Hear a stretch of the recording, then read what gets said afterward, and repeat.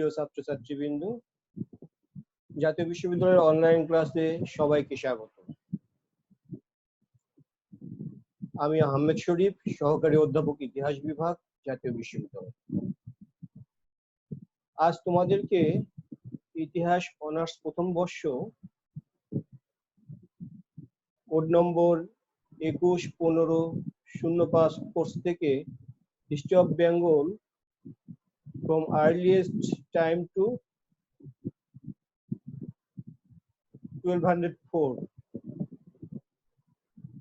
কোর্সটাকে পাল সাম্রাজ্যের উদীয়মান প্রতিপত্তির যুগ সম্পর্কে পড়ানোর চেষ্টা করব।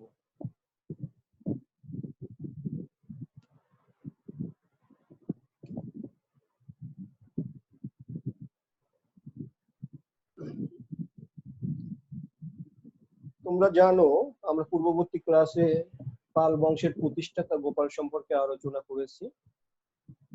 গোপাল কিভাবে পাল বংশের প্রতিষ্ঠা করলো সে সম্পর্কে এক রূপকথার কাহিনীর মধ্যে থেকে ইতিহাসের উপাদানগুলো খুঁজে আনার চেষ্টা করা হয়েছে এবং গোপাল কর্তৃক প্রতিষ্ঠিত এই রাজবংশকে পরবর্তী দুই পুরুষ শক্তিশালী ভিত্তির উপর দাঁড় করিয়েছিল এবং যে রাজবংশ 17 পুরুষ ধরে প্রায় 400 বছর ধরে বাংলার এই অঞ্চলে তাদের শাসন কার্য পরিচালনা করেছে। এই পাল বংশকে যদি আমরা মোটা দাগে ভাগ করতে যাই তাহলে 3টি পর্যায়ে ভাগ করতে হবে। 1, উদীয়মান প্রতিপত্তির যুগ। এই সময়ে ধর্মপাল ও দেবপাল বাংলার রাজা হিসেবে নিজেদের দায়িত্ব পালন করেন এবং পাল বংশকে একটি শক্তিশালী ভিত্তির উপর দাঁড় করান। 2, অবনতি ও পুনরুদ্ধার পর্যায়। একটি শক্তিশালী রাজ্য পাওয়ার পরে তার উত্তরসূরিদের মধ্যে একটা সারা সারা ভাব আসে, একটা রিল্যাক্সের ভাব আসে। পাল সাম্রাজ্যের মধ্যেও এটা এসেছিল। ফলে এই সাম্রাজ্যের অবনতি অবক্ষয় হওয়া শুরু করে। সেখান থেকে এই পাল বংশকে আবার পুনরুদ্ধার করেন প্রথম মহীপাল। কিন্তু এটা বেশি দিন টেকসই হয়নি। এরপর আবার অবনতি ও বিলুপ্তির পর্যায়ে যায়। এখানে রামপাল কিছুটা সময়ের জন্য পাল সাম্রাজ্যের অবনতি ঠেকানোর চেষ্টা করলেও পরবর্তীতে দেখা যায় এই বংশকে আর রক্ষা করা যায়নি। এই বংশের অবলুপ্তি ঘটে মদন পালের সময়, যার কারণেই তোমরা জেনে থাকবা বাংলাদেশে যে বিভিন্ন প্রবাদের উদ্ভব হয়েছে সেগুলো ইতিহাসের বিভিন্ন অংশ থেকে বিভিন্ন কারণ থেকে উদ্ভব হয়েছে। শক্তিশালী একটি পাল সাম্রাজ্য, যে সাম্রাজ্য প্রায় 400 বছর ধরে বাংলাকে শাসন করেছে, সেই সাম্রাজ্যকে টিকে রাখতে সক্ষম না হয় মূলত মদন পাল নামটি একটি গালিতে রূপান্তরিত হয়। এবং তোমরা হয়তো শুনে থাকবা যে ব্যর্থতার কারণে বাংলার মানুষ যে প্রবাদগুলোর প্রয়োগ করে তার মধ্যে একটি হচ্ছে মদন পাল। ব্যর্থ হলে, কোনো ব্যক্তি ব্যর্থ হলে তাকে মদন পাল নামে চিহ্নিত করা হয়ে থাকে। পাল সাম্রাজ্যের উৎসসমূহ। কোন সব উৎসের উপর ভিত্তি করে পাল সাম্রাজ্যের ইতিহাস রচনা করা হয়? পাল সাম্রাজ্যের প্রাথমিক পর্যায় থেকে শেষ পর্যন্ত সাহিত্যিক উপাদান নেই বললেই চলে। পাল সাম্রাজ্যের ইতিহাস রচনার জন্য আমাদেরকে নির্ভর করতে হয় মূলত তাম্রলিপির উপর এবং লিপিমালার উপর। তাম্রলিপির একটি পর্যায়ে যে পর্যায়গুলো থাকতো, একটি পর্যায় ছিল হচ্ছে প্রশস্তি। এই প্রশস্তি মূলত একটা কাব্য যার মাধ্যমে রাজার প্রশংসা করা হতো। এই প্রশংসা করতেন কোনো এক কবি, যাকে বলা হচ্ছে সভাকবি। তোমাদের আগেও বলেছি, সভাকবি হচ্ছে রাজার নিজস্ব কবি, রাজ পরিবারের সদস্য। তিনি রাজাকে সন্তুষ্ট করার জন্য কবিতা রচনা করতেন, প্রশস্তি করতেন। তিনি মূলত রাজার পৃষ্ঠপোষকতা পেতেন। এই জন্য সভাকবিগণ সম্ভাব্য ক্ষেত্রেই রাজার যত ধরনের প্রশংসা করা যায় তা করত। যুদ্ধক্ষেত্রে রাজার কৃতিত্ব বর্ণনাকালে কবি তার জানা প্রায় সব দেশই তার পৃষ্ঠপোষক রাজা জয় করেছে বলে উল্লেখ করে থাকতেন। গুণাবলী ও দেশের নাম অধিকাংশ ক্ষেত্রেই প্রয়োগ করা হতো ছন্দের মিল নিয়ে আসার জন্য। সুতরাং এই ধরনের প্রশস্তি থেকে সত্য ঘটনা বের করে নিয়ে আসা খুবই মুশকিল, এবং পাল সাম্রাজ্যের ইতিহাস লেখার সময়ও এই রকম সমস্যায় ঐতিহাসিকদের পড়তে হয়েছে। ঐতিহাসিকরা দ্বিতীয় তৃতীয় কোনো উৎস থেকে কোনো ঘটনা সম্পর্কে নিশ্চিত হওয়ার আগে সেগুলো ইতিহাসের উপাদান হিসেবে গ্রহণ করতে পারেন না, এবং এই কাজের জন্য পাল সাম্রাজ্যের ইতিহাস রচনা খুব কঠিন হয়ে দাঁড়ায়। প্রাচীন বাংলার ইতিহাসের মূল উপাদানই তাম্রশাসন এবং তাম্রশাসনের লিপিবদ্ধ প্রশস্তি। সুতরাং প্রাচীন বাংলার ইতিহাসে আমাদের সতর্ক থাকতে হবে ইতিহাস পুনর্গঠনের সময়, পঠনের সময়, বিশ্লেষণের সময়, যে প্রশস্তি কতটুকু গ্রহণ করা যাবে এবং কতটুকু গ্রহণ করা যাবে না।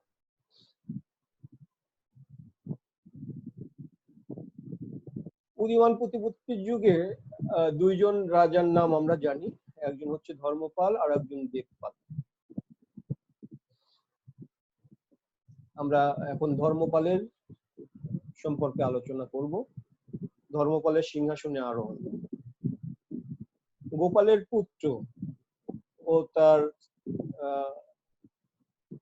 স্ত্রী দেবদা দেবীর পুত্র ধর্মপাল গোপালের পরবর্তী সময়ে পাল বংশের শাসন ক্ষমতা গ্রহণ করেন এবং সিংহাসনে আরোহণ করেন। গোপালের মৃত্যুর পর 781 খ্রিস্টাব্দে আনুমানিক ধর্মপাল সিংহাসনে আরোহণ করেন। আমরা এই সালটি জানতে পারি কালিমপুর তাম্রশাসন ও অন্যান্য যে সূত্রগুলো রয়েছে তা ব্যাখ্যা বিশ্লেষণ করে। ঐতিহাসিকগণ ধর্মপালের রাজত্বকাল বলেছেন 781 থেকে 821 খ্রিস্টাব্দ পর্যন্ত। তো সেই হিসেবে ধর্মপাল প্রায় 40 বছর শাসন কাজ পরিচালনা করেন এবং তিনি তার সাম্রাজ্যকে একটি উন্নত সাম্রাজ্য পরিণত করার জন্য গুরুত্বপূর্ণ ভূমিকা পালন করেন এবং বাংলার ইতিহাসে তিনি এই জন্য স্মরণীয় হয়ে আছেন। তার রাজ্য বিস্তার, উত্তর ভারতের রাজনীতিতে হস্তক্ষেপ, ত্রিপক্ষীয় সংঘর্ষ, বিভিন্ন শিক্ষা প্রতিষ্ঠান দাঁড় করানো ইত্যাদি কাজের জন্য তিনি ইতিহাসে স্মরণীয় হয়ে আছেন। আমরা যদি ধর্মপালের ইতিহাস পুনর্গঠন করতে যাই তাহলে কি কি সোর্স ব্যবহার করব? ধর্মপালের ইতিহাস পুনর্গঠন করতে গেলে আমরা তাম্রশাসনের সহযোগিতা নেব, বিশেষ করে কালিমপুর তাম্রশাসন এবং তার শত্রুপক্ষীয় যে রাজাগণ ছিলেন, রাষ্ট্রকূট এবং প্রতিহার রাজদের সূত্র থেকে, তার পরবর্তী প্রজন্মের নারায়ণ পালের ভাগলপুর তাম্রলিপি এবং মুঙ্গের তাম্রলিপি থেকে আমরা ধর্মপাল সম্পর্কে অনেক কিছু জানতে পারি।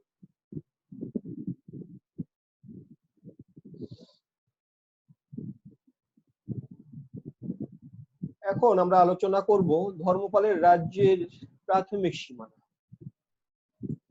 ধর্মপাল যখন রাজ্য ক্ষমতায় অধিষ্ঠিত হন তখন বাংলা ও বিহার অঞ্চলই মূলত তার রাজ্য ছিল, যেটি তার পিতা গোপাল শাসন করত। এই বাংলা এবং বিহারে যে শাসন ব্যবস্থা তার পিতা স্থাপন করে গিয়েছিলেন সেটার উপর ভিত্তি করে ধর্মপাল পরবর্তীতে এক দৃঢ় শাসন ব্যবস্থা গড়ে তোলেন, যার পরে তিনি ত্রিপক্ষীয় সংঘর্ষ তে যোগদান করার মতো সাহস অর্জন করেন। শুধু তাই না, একটু স্থিতি অবস্থা অর্জনের পর তিনি রাজ্য বিস্তারে মনোযোগ দেন। আমরা এরপরে আলোচনা করব ধর্মপালের রাজ্য বিস্তার। দাক্ষিণাত্যের রাষ্ট্রকূট রাজ ধ্রুব ধারাবর্ষের উৎস থেকে জানা যায় যে ধ্রুব ধারাবর্ষ গৌড় রাজাকে গঙ্গা ও যমুনা মধ্যবর্তী অঞ্চলে পরাজিত করে। এই উক্তি থেকে ধর্মপালের রাজ্য সীমা সম্বন্ধে কিছুটা ধারণা পাওয়া যায়। খুব সম্ভবত ধর্মপাল বারাণসী ও প্রয়াগ জয় করে গঙ্গা ও যমুনা মধ্যবর্তী ভূভাগ পর্যন্ত রাজ্য বিস্তার করেন।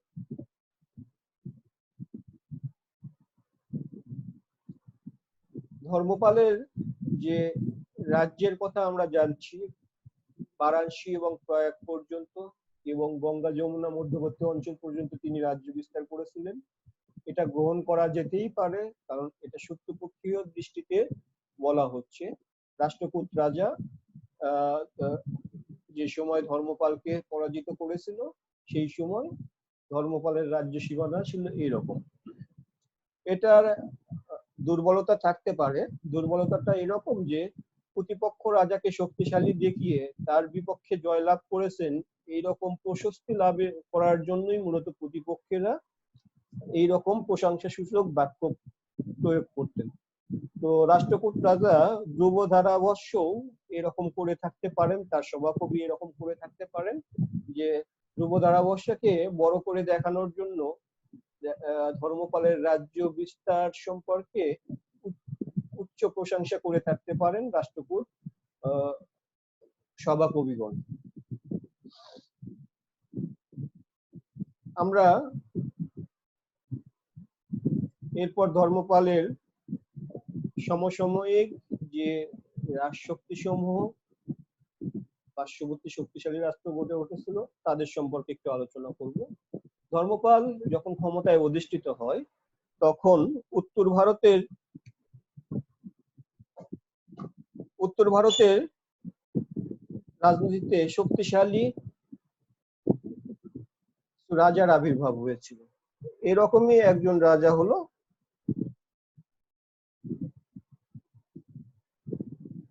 দক্ষিণাত্যের রাষ্ট্রকূট রাজবংশের রাজাগণ এবং মালব ও রাজস্থানের গুর্জ প্রতিহার বংশের রাজবংশ। এই দুইটি রাজবংশ শক্তিশালী রূপে গোপালের সময় প্রতিষ্ঠা লাভ করেছিল এবং গোপাল এই দুই শক্তির সাথে মোকাবিলা করেছিল উত্তর ভারতের রাজনীতিতে নিজের প্রভাব প্রতিপত্তি বিস্তার করার জন্য।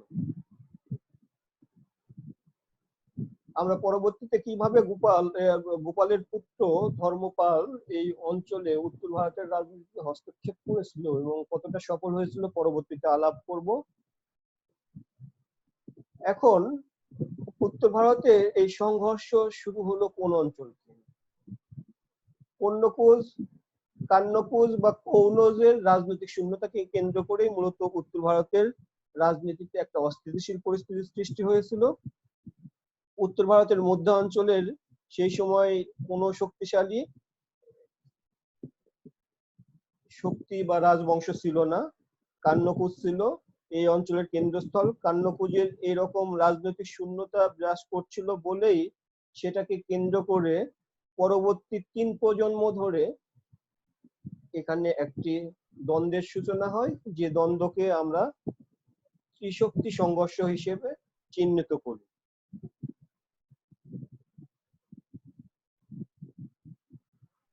এখন যে ত্রিশক্তি সংঘর্ষের কথা বললাম, এই ত্রিশক্তি সংঘর্ষ সূচনা কখন? আমরা ওই ইতিহাসের বিভিন্ন উপাদান পর্যালোচনা করে দেখতে পারি যে 8ম শতাব্দীর শেষের দিকে পক্ষীয় সংঘর্ষের সূচনাপাত হয়। প্রথম দৃশ্যে অবতারণা হয় এই সংঘর্ষে প্রতিহার এবং পাল সংঘর্ষের মধ্যে দিয়ে। তো স্বাভাবিকভাবেই ধরে নেওয়া হয় বিভিন্ন ঘটনা পর্যালোচনা করে এটা 790 সালের পরে বা খ্রিস্টাব্দের পরে এই সংঘর্ষের সূচনা হয়। ধর্মপালের ত্রিশক্তি সংঘর্ষে অংশগ্রহণ।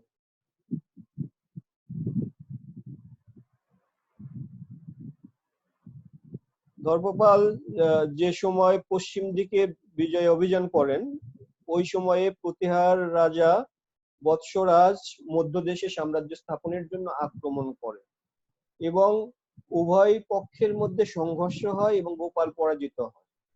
কিন্তু বৎসরাজ মধ্যদেশ অধিকার বিস্তার করার আগেই তৃতীয় শক্তির আবির্ভাব হয় সেখানে। এই তৃতীয় শক্তি হচ্ছে দাক্ষিণাত্যের রাষ্ট্রকূট রাজা ধারাবর্ষ এবং প্রতিহার রাজ বৎসরাজ দক্ষিণাত্যের এই রাষ্ট্রকূট রাজার কাছে পরাজিত হয়। কিন্তু রাজা ধ্রুব ধারাবর্ষ নিজের ক্ষমতা কোনো সংরক্ষণের ব্যবস্থা না করে দাক্ষিণাত্যে প্রবর্তন করেন। এর ফলে ধর্মপাল ক্ষমতা বিস্তারের সুযোগ লাভ করেন আবারও। ধারাবর্ষের মৃত্যুর পরে তিনি খুব সম্ভবত মৃত্যুবরণ করেন 793-94 খ্রিস্টাব্দের। যে এখানে এই দাক্ষিণাত্যের উত্তরাংশে যে ক্ষমতার শূন্যতা দেখা দেয় গোপাল সেই অঞ্চলে আবার ক্ষমতা বিস্তার করে শাসন ক্ষমতা পরিচালনা করেন, যার কারণে আমরা বলে থাকি প্রাথমিক পর্যায়ে গোপাল তার ত্রিপক্ষীয় সংঘর্ষে সফলতা অর্জন না করলেও প্রতিপক্ষদের ক্ষমতা সংরক্ষণের অভাবকে কাজে লাগিয়ে ধর্মপাল আবারও ক্ষমতায় অধিষ্ঠিত হয় এবং প্রভাব বিস্তার করতে সক্ষম হয়।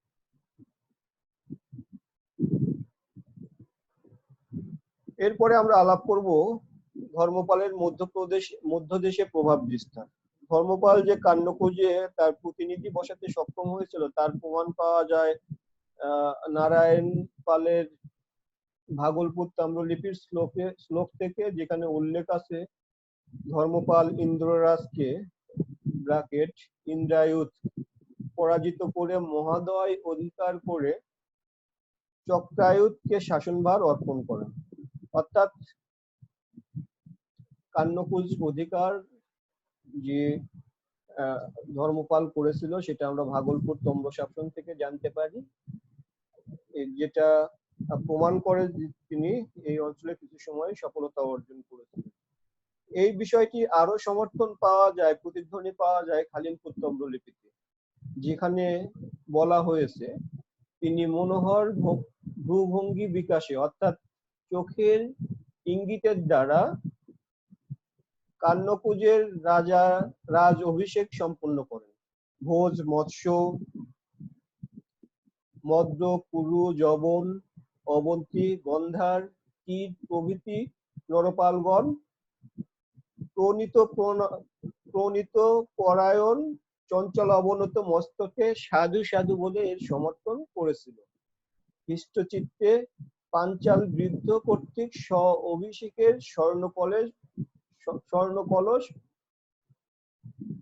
উজ্জিত করিয়াছিল। এই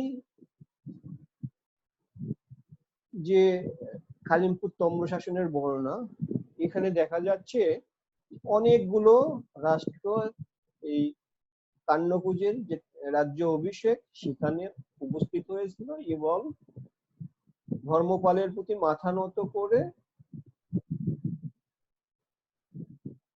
সাধু সাধু বলে তার এই রাজ্য অভিষেককে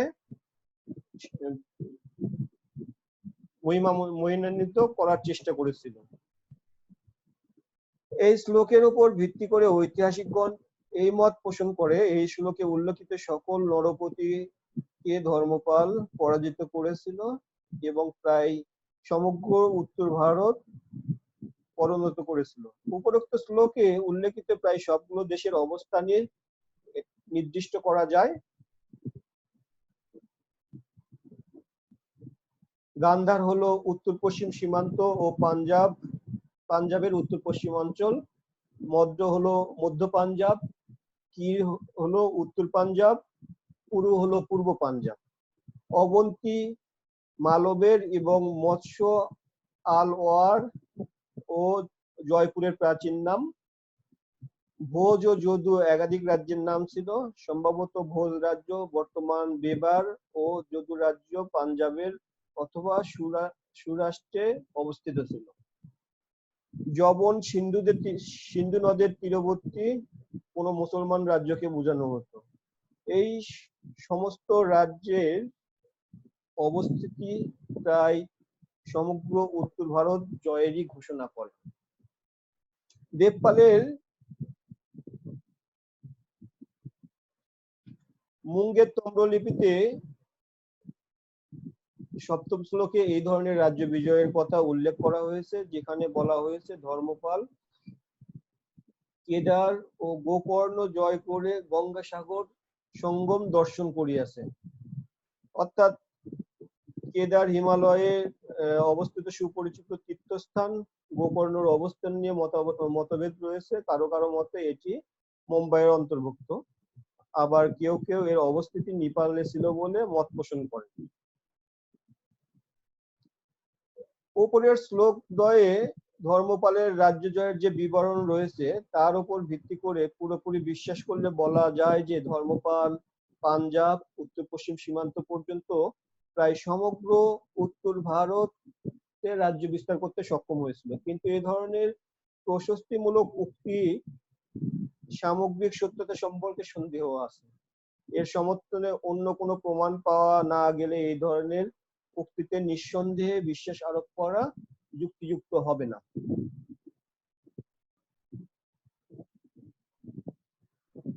আমরা শ্লোকগুলো পর্যালোচনা করে এই সিদ্ধান্তে পৌঁছি আমাদেরকে অন্যান্য সোর্স থেকে এর সমর্থন পেতে হবে। তো ঐতিহাসিকরা এর সমর্থন খোঁজেন উদয় সুন্দরীর কথা কাব্যগ্রন্থ থেকে। এই কাব্যগ্রন্থটির রচয়িতা হলো সডল। তিনি গোপালপুত্র ধর্মপালকে উত্তরপথ স্বামী বলে চিহ্নিত করেছেন। অর্থাৎ উত্তর অঞ্চল তিনি জয় করেছিলেন এবং শক্তিশালী শাসন ব্যবস্থা প্রবর্তন করতে সক্ষম হয়েছিলেন। তো এখানে একটি দুর্বলতা আছে, এটা সডল কেন করে থাকতে পারেন? তিনি এটা করে থাকতে পারেন তার পৃষ্ঠপোষক রাজা বলভিরাজ শিলাদিত্য ধর্মপালকে পরাজিত করেছিলেন। বলভিরাজের এই বিজয়কে মহিমান্বিত করার জন্যই মূলত গোপালকে উত্তরাপথ স্বামী বলে থাকতে পারেন। যদি সডলকে গ্রহণ করতে হয় তাহলে আমাদেরকে এটাও বিশ্বাস করতে হবে যে তিনি যে অন্য যে কথাগুলো বলেছেন বলভিরাজ শিলাদিত্য ধর্মপালকে পরাজিত করেছিল সেটাও গ্রহণ করতে হবে। এমনও হতে পারে কান্যকুজ অধিকারকেই উত্তরপথ স্বামী বলে উল্লেখ করেছেন তিনি, কারণ সেই সময় কান্যকুজি আর্যপদের কেন্দ্র বলে বিবেচিত হতো। এখন আমরা আলোচনা করব ত্রিপক্ষীয় সংঘর্ষের দ্বিতীয় পর্যায়। প্রতিহার রাজবংশের দ্বিতীয় নাগভট্ট কর্তৃক ধর্মপাল দ্বিতীয় পর্যায়ের সংঘর্ষে পরাজিত হয়। রাষ্ট্রকূট রাজা তৃতীয় গোবিন্দর কাছে স্বেচ্ছায় আত্মসমর্পণ করেছিলেন। যদি তিনি সমগ্র উত্তর ভারতব্যাপী সাম্রাজ্য স্থাপনে সফল হয়েই থাকতো তাহলে এত সহজে পরাজয় স্বীকার করে নেওয়াকে একটা বিপর্যয় হিসেবে মনে করতে হবে। ত্রিপক্ষীয় সংঘর্ষে যে সফলতা অর্জন করেছিল এই সফলতা অর্জন করেছিল মূলত দুই শক্তির পরস্পরের মধ্যে যুদ্ধের পরবর্তী সময় যে দুর্বলতার সময়, এই দুর্বলতার সময় মূলত ধর্মপাল তাদের কাছ থেকে ক্ষমতা নিয়ে কিছুকালের জন্য উত্তর ভারতের রাজনীতিতে প্রভাব প্রতিপত্তি বিস্তার করতে সক্ষম হয়েছিল। নাগভট্টের কাছে পরাজিত। প্রতিহার রাজ দ্বিতীয় নাগভট্টের কাছে ধর্মপালের প্রতিনিধি চক্রায়ুধ পরাজিত হয়েছিল এবং দ্বিতীয় নাগভট্ট চক্রায়ুধকে পরাজিত করার পর তার কর্তা ধর্মপালকে আক্রমণ করার উদ্দেশ্যে রওনা হন এবং ধর্মপাল তার সঙ্গে মুঙ্গের নামক স্থানে যুদ্ধে লিপ্ত হয় এবং খুব সম্ভবত ধর্মপাল এই যুদ্ধে পরাজিত হন। কিন্তু এবারও দৃশ্যপটে আগমন ঘটেন প্রতিহার রাজকে মোকাবেলা করতে হয় রাষ্ট্রকূট রাজ তৃতীয় গোবিন্দকে এবং রাষ্ট্রকূট রাজ তৃতীয় গোবিন্দের কাছে প্রতিহার রাজ নাগভট্ট আবারও পরাজিত হয় এবং আগের বারের মতো তৃতীয় গোবিন্দ আবারও রাষ্ট্র ব্যবস্থা সংরক্ষণ না করে রাষ্ট্রকূট রাজা স্বদেশে ফিরে যান। এই সুযোগে ধর্মপাল আবারও উত্তর ভারতে তার রাজ্য শাসন ক্ষমতা অব্যাহত রাখতে সক্ষম হয়েছিল। আমরা যদি ধর্মপালের রাজ্য বিস্তারকে মূল্যায়ন করি তাহলে বলতে হবে ত্রিপক্ষীয় সংঘর্ষের প্রথম পর্যায়ে ধর্মপাল রাজ্য বিস্তারে কিছু সাফল্য নিশ্চয় অর্জন করেছিলেন। তিনি কান্যকুজ অধিকার করে স্বীয় প্রতিনিধি চক্রায়ুধকে সেখানে অধিষ্ঠিত করেছিলেন, সে বিষয়ে তেমন কোনো সন্দেহ নেই, কারণ রাষ্ট্রকূট ও প্রতিহার উৎস থেকে এর সমর্থন পাওয়া যায়। তার এই সাফল্য লিপিবদ্ধ করতে গিয়ে সভাকবিগণ স্বভাবতই কিছুটা অতিরঞ্জনে লিপ্ত হয়েছে। পশ্চিমাঞ্চলে যে কয়টি দেশের নাম তারা অবগত ছিল, যে কয়টি দেশের নাম কবিতার ছন্দ মিল খায় তার উল্লেখ করেছেন। মধ্যদেশের সাফল্য সভাকবির জন্য কম গৌরবের কথা ছিল না, সুতরাং এই গৌরবজনক ঘটনাকে তারা আরো অধিকতর গৌরবে পরিণত করতে প্রয়াসী হন, এটা নিশ্চিতভাবেই বলা যায়। তো আমরা সব সোর্স পর্যালোচনা করে এ কথাই বলতে পারি যে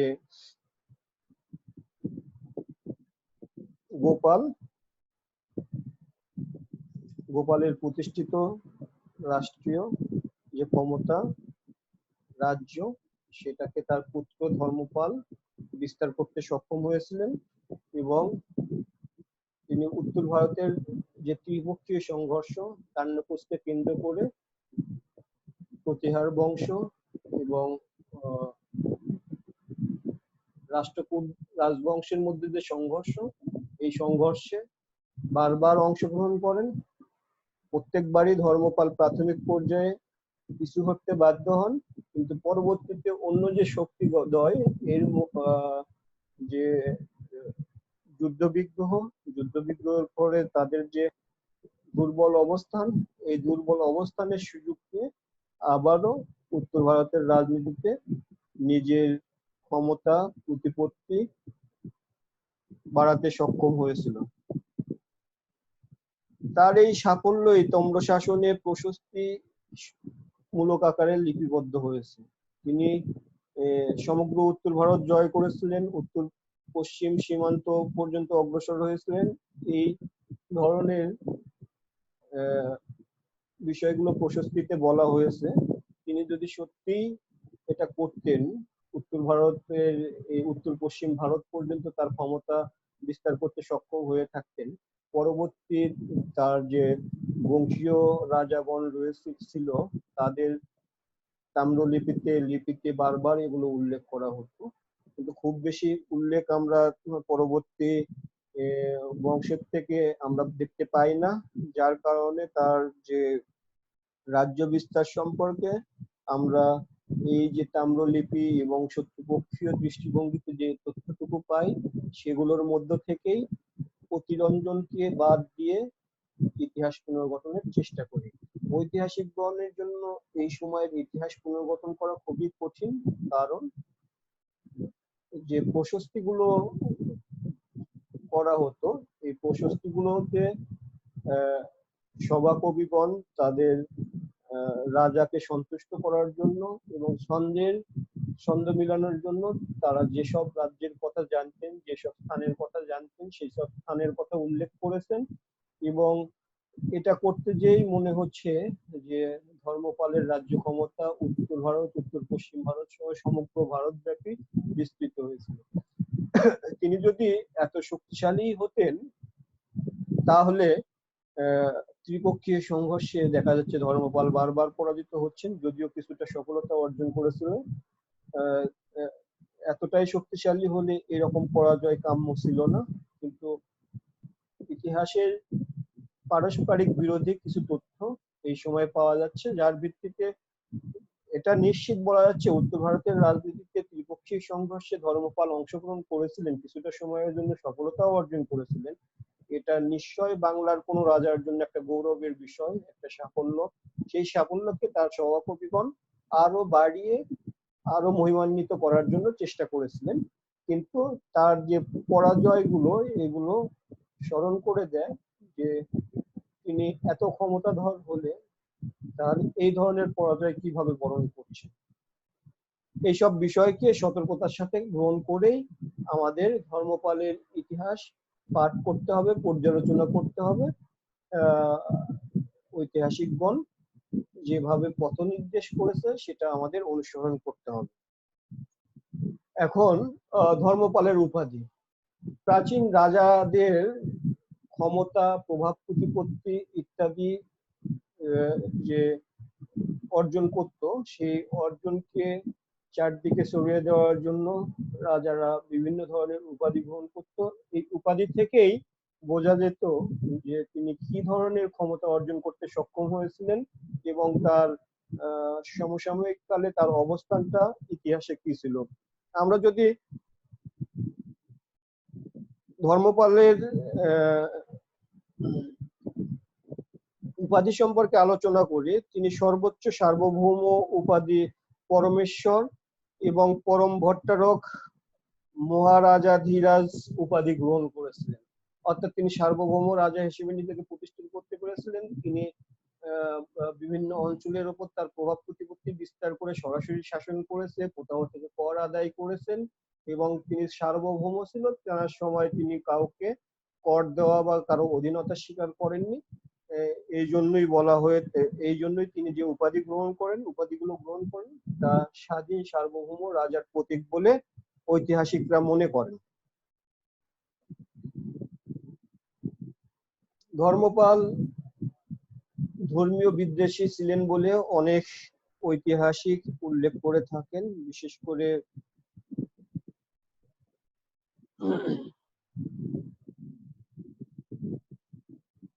চীনা যে পর্যটকরা মাঝে মাঝে এরকম উল্লেখ করতেন।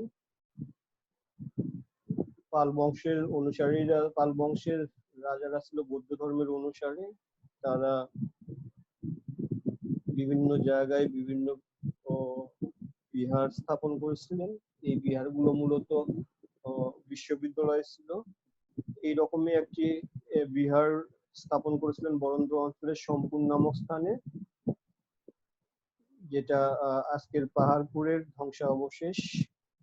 পাহাড়পুরের নিকটবর্তী ওম গ্রাম এখনো প্রাচীন সেই বিহারের স্মৃতি বহন করছে। সমগ্র ভারতবর্ষে এটি খুব সম্ভবত বৃহত্তর বিহার ছিল। তরানাথের গ্রন্থে উল্লেখ আছে, লামা তরানাথ ধর্মপাল বৌদ্ধ ধর্ম শিক্ষার জন্য 50টি শিক্ষা প্রতিষ্ঠান করেছিল এবং সম্পূর্ণ বিহার যেটা ছিল এটা ছিল একটি বিশ্ববিদ্যালয়। এখানে অনেক পণ্ডিতরা তাদের ছাত্রছাত্রীদেরকে শিক্ষা দীক্ষা দিত।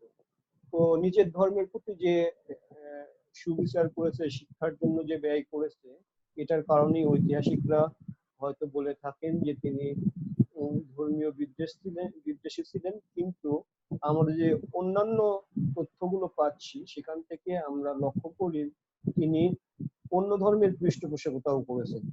যেমন নারায়ণের মন্দিরের জন্য তিনি নিষ্কর জমি দান করেছেন। তিনি শাস্ত্র শাসন অনুশাসন অনুযায়ী বিভিন্ন বর্ণের বিভিন্ন ধর্মের লোকদের স্ব নীতি মেনে চলার ব্যবস্থা করেছিলেন বলে দেবপালের মুঙ্গের তাম্রশাসনে উল্লেখ রয়েছে। এসব তার ধর্মীয় উদারতারই পরিচায়ক। তাছাড়া রাজনৈতিক প্রতিজ্ঞাজনিত কারণেও পাল সম্রাটগণ ধর্মীয় সহিষ্ণুতার বাণী প্রচার করতেন। সমস্ত পাল যুগেই ধর্মাবলম্বী প্রজাদের প্রতি সমান পৃষ্ঠপোষকতা পাল যুগের একটি বৈশিষ্ট্য হয়ে দাঁড়িয়েছিল। সুতরাং তার বিপক্ষে যে অভিযোগগুলো কোনো ঐতিহাসিক দাঁড় করানোর চেষ্টা করেছেন তার কোনোই ভিত্তি নেই। শুধু তাই নয়, পাল তাম্রশাসন সমূহের অধিকাংশের ভূমিদানের গ্রহীতাই ছিলেন ব্রাহ্মণ সম্প্রদায় এবং ধর্মপালের প্রধানমন্ত্রীও ছিলেন একজন ব্রাহ্মণ। তার বংশধররা কয়েক ক্রুশ ধরে পাল রাজাগণের প্রধানমন্ত্রীর পদ অলঙ্কৃত করেছে। সুতরাং এসব কথার ভিত্তিতে বলা যায় যে তার বিপক্ষে যে ধর্মীয় বিদ্বেষের অভিযোগ তার কোনো ভিত্তি নেই। তিনি বৌদ্ধদের বিহার নির্মাণ করেছেন ঠিকই, একই সাথে ভূমিদানের ক্ষেত্রে মন্দিরের জন্য ভূমিদান করছেন এবং যেসব ব্যক্তিদের কাছে ভূমিদান করছেন তার মধ্যে অধিকাংশই ছিলেন ব্রাহ্মণ্য ধর্মের অনুসারী, অর্থাৎ ব্রাহ্মণ হিন্দু সম্প্রদায়ের মধ্যে একটি শ্রেণী বেশি ভূমি পাচ্ছিলেন তাদের কাছ থেকে। এখন যদি আমরা ধর্মপালের এই শাসন ক্ষমতাকে রাজ্যকালকে আমরা মূল্যায়ন করি, গোপাল কর্তৃক প্রতিষ্ঠিত রাজ্যকে ধর্মপাল একটি সলিড ফাউন্ডেশনের উপর দাঁড় করাতে পেরেছিল, এটা আমরা নিশ্চিতভাবেই বলতে পারি। তিনি 35 থেকে 40 বছর শাসন করে নিজের ক্ষমতা এতটাই বৃদ্ধি করেছিল, উত্তর ভারতের ত্রিপক্ষীয় সংঘর্ষ যেটা কান্যকুশকে কেন্দ্র করে সংগঠিত হয়েছিল, তিনি সেই সংঘর্ষে অংশগ্রহণ করেন। কিছুটা সফলতা কিছুটা ব্যর্থতা মিলিয়ে তার এই উত্তর ভারতের সংঘর্ষের ইতিহাস। তবে তিনি সেখানে যে প্রতিনিধি স্থাপন করতে পেরেছিলেন এটা পাল উৎস এবং রাষ্ট্রকূট এবং প্রতিহার সব উৎস থেকেই সমর্থিত। অর্থাৎ এ কথা নিশ্চিতভাবেই বলতে হবে যে পাল সাম্রাজ্যের এই রাজা ধর্মপাল শুধু বাংলার মধ্যেই তার ক্ষমতা সীমাবদ্ধ রাখেননি, তিনি ত্রিপক্ষীয় সংঘর্ষে অংশ নিয়ে উত্তর ভারতে তার সাম্রাজ্য প্রতিষ্ঠা করতে সক্ষম হয়েছিলেন। আমরা বলতেই পারি শশাঙ্ক পরবর্তী সময়ে পাল বংশের রাজারা শুধু বাংলায় তাদের শাসন অব্যাহত রাখেননি, তারা একটা সাম্রাজ্য স্থাপন করতে সক্ষম হয়েছিলেন যে সাম্রাজ্য উত্তর ভারতে বিস্তৃত হয়েছিল এবং এটা বাংলার এক শাসন ব্যবস্থার জন্য একটা গৌরবের ব্যাপার ছিল, যার কারণে ঐতিহাসিকরা তাকে ইতিহাসে স্থান দিয়েছেন। এবং ইতিহাস ব্যাখ্যা বিশ্লেষণ করতে গেলে, প্রাচীন বাংলার ইতিহাস পর্যালোচনা করতে গেলে ধর্মপালের ইতিহাস ছাড়া সম্ভব না, ধর্মপালকে একটি গুরুত্বপূর্ণ স্থান ছেড়ে দিতে হয়। প্রিয় ছাত্রছাত্রীবৃন্দ, জাতীয় বিশ্ববিদ্যালয়ের যে সিলেবাস রয়েছে সেই সিলেবাসে তোমাদের জন্য যে গ্রন্থগুলো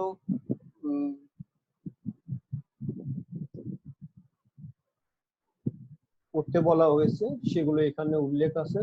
তোমরা এখানে ধর্মপাল সম্পর্কে ইতিহাস যেসব গ্রন্থগুলোতে পাবা, আর.সি. মজুমদারের হিস্ট্রি অফ বেঙ্গল গ্রন্থ ভলিউম 1 বা হিস্ট্রি অফ এনশিয়েন্ট বেঙ্গল, তারপর এ.এম. চৌধুরীর ডাইনেস্টি হিস্ট্রি অফ বেঙ্গল, তারপর দীনেশ চন্দ্র মজুমদারের পাল সেন যুগের বংশানুচরিত, তারপর এম.এ. রহিম আব্দুল মমিন চৌধুরী, সিরাজুল ইসলাম ও এবিএম মাহমুদ সম্পর্কে বাংলার ইতিহাস এই গ্রন্থগুলোতে থেকে বিস্তারিত পাল বংশ সম্পর্কে জানতে পারবে। প্রিয় ছাত্রছাত্রীবৃন্দ, তোমরা এই করোনাকালীন সময়ে ঘরে বসে আমাদের এই পাঠক্রমের মাধ্যমে নিজেদের পড়াশোনা চালিয়ে নিতে পারবে বলে আমরা আশা করি। তোমরা নিজেদের পড়াশোনার সাথে সম্পৃক্ত রাখো, নিরাপদে থাকো, ভালো থাকো, এই শুভকামনা আজকের মতো বিদায় নিচ্ছি। তোমাদের সবাইকে অশেষ ধন্যবাদ।